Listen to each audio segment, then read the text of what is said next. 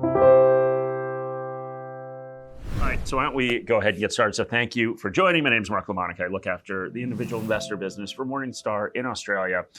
And today we're going to, talk about the FIRE movement and some lessons we can learn from the FIRE movement. But first, anything you hear today is general advice. I don't know anything about you, so I cannot offer personal advice. If you're in New Zealand, you go to our website, morningstar.com.au, for a copy of our FAP. And the New Zealand regulatory authorities would encourage you to speak to a financial advisor if you want personal advice. But while I can't offer personal advice, questions are great. So if anyone would like to ask a question, go for it. That's our podcast. You can listen to that, and you can follow us on Instagram. Soon, we will have an Instagram story about me making macaroni and cheese, but there are investment lessons in there as well. All right, so let's talk about the FIRE movement.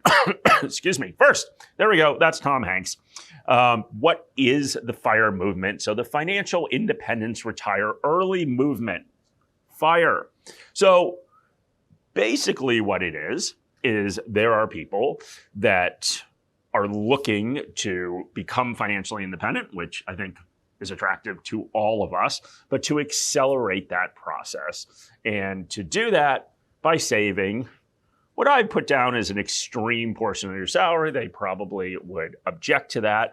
But, 50, 60, 70% of your salary, save a bunch of money, retire very early. So that is what the movement is. And I think it's obviously a good thing that it's a lot of people thinking about financial independence. But let's learn some lessons from it. Oh, am I doing the wrong session, Emily? Emily will find that out. I hope not. This is right. When is the stocks trends? Yes, that's the overview topic Emily is saying. So sorry about that. So there are subtopics. Anyway, back to the FIRE movement. Okay, so let's talk a little bit about the FIRE movement. So the first step of the FIRE movement is, and a lot of it, more than an investing movement, is really about adjusting your lifestyle so you can save these extreme amounts of money. You obviously, for most people, you need to make some pretty significant changes in your life if you're going to save 50% of your salary. So let's apply that to what non-adherents would do. Obviously, saving more money is always a good thing. It means you will have more money in the future, which we'll talk about. But one of the things that a lot of us run into is lifestyle creep. So lifestyle creep is, of course, the fact that slowly things get more expensive. That slowly, as we start to make more money, hopefully as we get older, our lifestyle starts improving, maybe is one way of putting it, but things start costing more. So whether you used to make coffee at home and then you start buying coffee out at a coffee shop, just examples and small examples of over time, we tend to spend more money, especially as we start making more money. But one of the really important things to think about when we're thinking about retirement, no matter when we retire, is the income replacement rate. So the FIRE approach, maybe without intentionally doing that, but learning to live this lifestyle where you are able to save huge amounts of your salary, is also making it easier to retire because you are living a lifestyle with less money. The less money you need every year, the less money you need in your portfolio in order to support that lifestyle. So let's talk a little bit about the income replacement rate. And the income replacement rate simply means what is the percentage of an individual's annual pre-tax employment income that they need to replace when they retire. And it's a really important number because it's the first step of estimating how much you need to retire. And it is the first step whether you are in the FIRE movement or not. So how do you do this? Well, very simply, you need to think about the things that you will not be doing in retirement. And there's a caveat to the FIRE movement here. So what are things that you're not going to be doing in retirement? Well, you're not going to be saving anymore. All right, you spent your lifetime saving. You're not working anymore. You're not earning an income. So you're not saving anymore.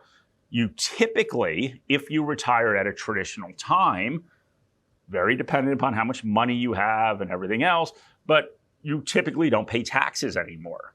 So if you are below the limit to get no taxes on your super, you're no longer paying taxes. Obviously, everyone's situation is different, but these are things we need to take into account with the income replacement rate. What that's going to do is it's automatically going to start reducing the amount that you need.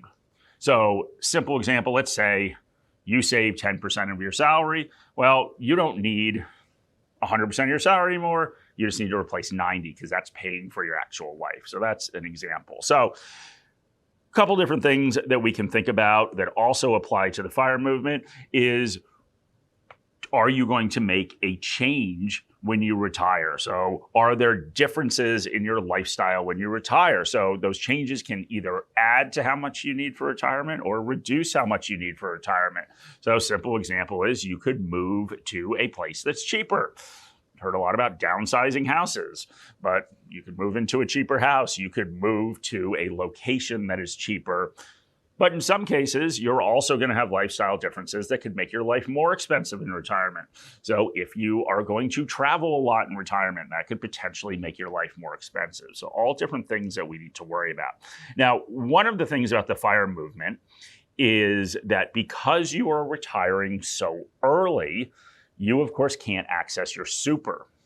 So that is something to think about, and we'll talk about this a couple times today. But if you are going to retire early, whether you're trying to retire at 35 or you're trying to just retire at 50, 55, you need to think about obviously bridging that gap to super. But the thing you need to think about when you're estimating how much money is that you are still going to pay taxes, right? If you have accounts that are outside of super, you are still going to pay taxes on any investment income that you generate and any capital gains that you generate, where that may not be the case if you retire at the traditional age, where you get to take advantage of the tax advantages within super.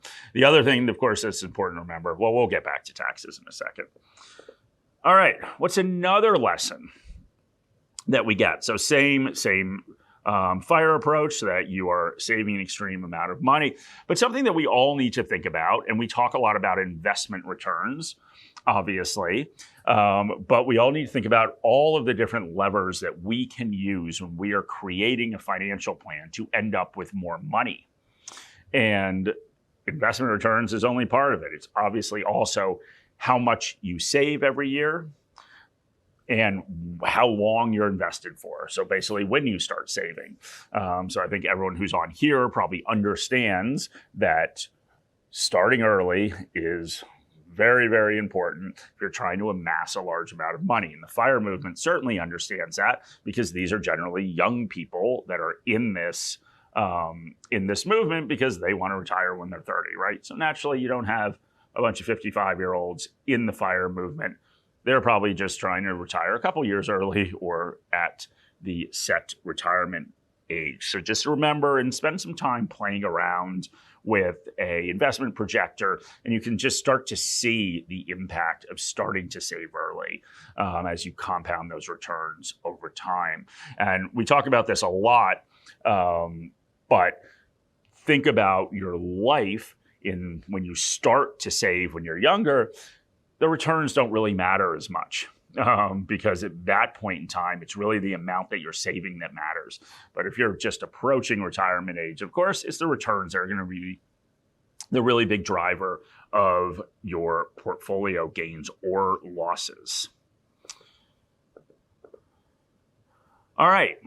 The other thing that you hear often in the FIRE movement is that as soon as you have 25 times, I put your salary, it's really your living expenses, 25 times your salary, you can just retire.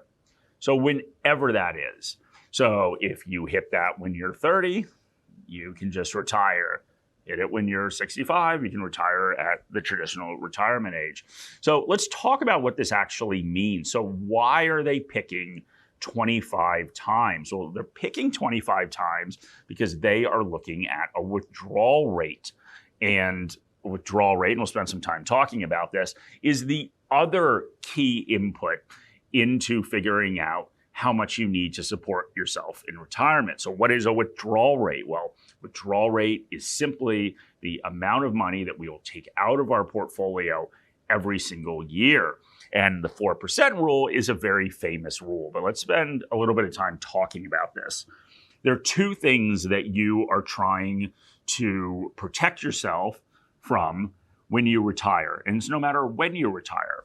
So, and there are tweaks to it, but if you retire at 65, if you retire at 85, or you retire at 30, two things that you're really worried about are these twin risks of sequencing risk and longevity risk. So sequencing risk says that it is not just the average return that you get, but it is also the order of the returns that matter. And basically what it's saying is that if you retire into a bear market, which everyone saw what happened overnight, we are getting increasingly close to in the US, pretty bad day so far on the Aussie market as well. If you have the misfortune to retire into a bear market, so if you're about to retire or you've just retired and you have poor returns, that is going to impact how long your portfolio is going to be able to support you. Basically, it's very bad. It's going to increase your longevity risk. Your longevity risk is simply the risk that you die before you run out of money. Now, in the examples I was talking through, if you retire at 75, you obviously have, in most cases, a lot less time before you pass away than if you retire at 30. So, longevity risk is a big risk with the FIRE movement. So the withdrawal rate, excuse me, what the withdrawal rate is supposed to do is it is supposed to protect you from both of these scenarios. It's supposed to protect you from the misfortune of retiring in a bear market, and it's supposed to protect you from the risk that you outlive your money. And so the 4% rule is a pretty famous bit of personal finance, I guess. They came up with it, or a financial planner in the US came up with it back in the mid 1990s. And to do this, what this financial planner obviously understood that retirees face these twin risks, and all of his clients had been coming in saying, how do I know when I have enough money to retire? And so what he did is he went back and he looked at market returns from the early 90s back to the 20s. So he looked at both stock and bond returns, and he said, okay, what would be the worst time in history? He ran this thing called the Monte Carlo simulation that puts together every different combination of share and bond returns in this period he was studying, and said, okay, what is an amount of money that in most cases would allow my portfolio to support me in retirement if I had the misfortune of retiring into a bear market and if I live for 30 years. So he defined retirement as 30 years. He had to pick a number. Now, obviously, you can live longer, even if you retire at 65, than 30 years, but he thought that would cover most people. Well, it does cover most people. So a couple things that we need to think about here. The problem with the 4% rule is it's associated with the FIRE movement is, of course, if you retire at 35, you would hope that you would live longer than 30 years. You would hope that your retirement would last longer than 30 years. So the problem, of course, is relying on a rule that was designed to do one thing, support a 30-year retirement, and apply it to maybe a 50, 60-year retirement really isn't a great thing. So what do? Well, if you are in the FIRE movement, my suggestion would be that you, in fact, need to lower that withdrawal rate. So it means you have to take out less money from your accounts in order for those accounts to survive for longer. The one other caveat to this is with this 4% rule, or any withdrawal method, the returns that you get matter. So yes, the sequence of the returns are really important, but also the average return. You want a higher average return. And Morningstar actually just did a study and went back and said, okay, well, the 4% rule came up with this in the mid 90s. We're in a different investing environment. So this was late last year that we did this study. It was published late last year. went out and did the study. And instead of looking at historic returns, because historic returns, right, past performance is not necessarily going to happen in the future. Historic returns don't really matter. We're using them as a proxy for what's going to happen in the future, but looked at our projected future returns and did that where we were. And things are obviously changing a little bit, but valuation levels are still high, where we were at the end of the last year. And that was historically really high valuation levels, really low interest rates. And so went back and did the survey and said that we think the 4% rule has probably turned into, if you want to maintain that level of safety, a 3.3% withdrawal rate, which obviously means you need more money for retirement. And the thinking behind that is that at high valuation levels, we, of course, have lower expected returns. At low bond yields, we have lower expected returns from bonds. So it said that returns in the future will be less than they have been in the past. Now, there's a couple ways, of course, that can happen. Valuation levels can reset over time if earnings are growing faster than returns, faster than valuation levels going up. The other way, of course, you can reset valuation levels is a very steep market drop. So, which many people, I would say myself included, think is going to happen. So we're partway there. We'll see if this keeps going.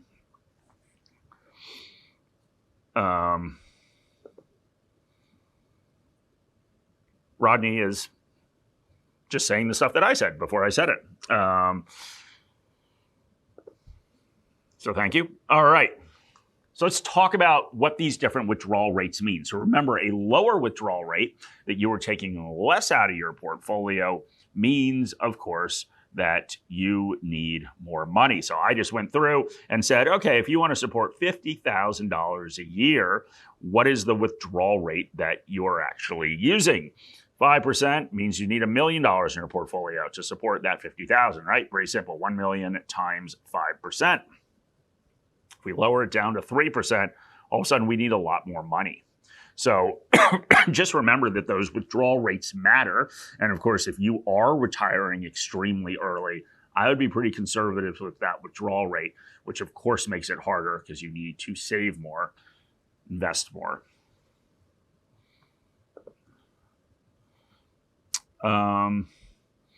Rodney's out handing out my email address. That's good. I'm fine with that. So anyone wants to email me, you can email me at mark.lamonica1@morningstar.com. You know, I always joke that Rodney should actually do these things instead of me, which I think would make everyone happy. And Suzanne is saying, is a recording available? It is. This will be put up on YouTube. So go to our YouTube channel, Morningstar Australia's YouTube channel. All right. What is the other thing that's really important if you want to retire early? So the 4% rule and this whole study that was done by Bill Bengen, he was the name of the financial advisor, assumes that you are not paying taxes. So there are obviously different tax laws in the US, but there are similar accounts to a super account. They are, of course, voluntary in the US, but you can withdraw under certain circumstances cash from these retirement accounts without paying taxes. But we need to understand that we need to take taxes into account, obviously, especially if we're in the FIRE movement, right? You can't touch your super if you retire at 30. So number one means that you have to save outside of super, means that you are subjected to higher taxes than you would pay on investment income or investment earnings within super. So something to think about. And obviously, you will have to pay capital gains taxes when you sell things to withdraw it from your portfolio. It is really important to take tax into account. Now, even for people who are not adhering to the FIRE approach, if you just want to retire early, you do need to think about these things. What is that bridging amount that's going to get you until you can start taking your super out? So just something that is important to consider. All right, we've got... Yeah, so the anonymous attendee said, is the 25 times rule conceived as before or after tax? So once again, we have to assume that taxes have come out of that. So if you are in the FIRE movement, you have to account for taxes somehow. So it would be more than 25 times if you were going to get taxed on those withdrawals, which you likely would be, because you, of course, would have to sell investments off to pay for your life, and that would generate capital gains taxes. So it would have to be more than those 25 times. Now, tax is obviously very unique to everybody. You would probably be taxed in a pretty low tax bracket if you were an extreme saver and therefore had a lifestyle that was not a lot of money. So you'd probably be in a pretty low marginal tax rate, but just remember that you do need to pay taxes. So that money, of course, that you need to spend is after tax. So yeah, thank you for asking that. Okay, Will sent through and Rodney sent through. See, we need to do something nice for Rodney, I think. Yeah. Emily agrees that we should do something nice for Rodney. All right. So, well, that'll happen very fast. Anyway, we had a very quick one today. So for anyone that is confused about what webinars we have in the future, you can email me. So that email address that Rodney put out there, mark.lamonica1@morningstar.com. You can email me. And if you have any topic suggestions or anything else that you would like to talk about, please let me know. Obviously, send me through any questions. I know that a lot of people are very unnerved about what is happening with markets right now. So for people who missed it, not to, I guess, increase any worries that people have, there was a pretty steep fall in the U.S. overnight with some worries about country maybe going into a recession. And then we've seen a pretty big sell-off, not as bad, but a pretty big sell-off in Australia today as well. So once again, if you have any questions, send through an email and I will get back to you. So thank you guys very much for joining. Short one today so that Emily can prepare for her presentation. So thank you. Any advice in this video is general advice or regulated financial advice under New Zealand law prepared by Morningstar Australasia Proprietary Limited and or Morningstar Research Limited without reference to your financial objectives, situation or needs. You should consider the advice in light of these matters and any relevant product disclosure statement before making any decision to invest. To obtain advice for your own situation, contact a financial advisor.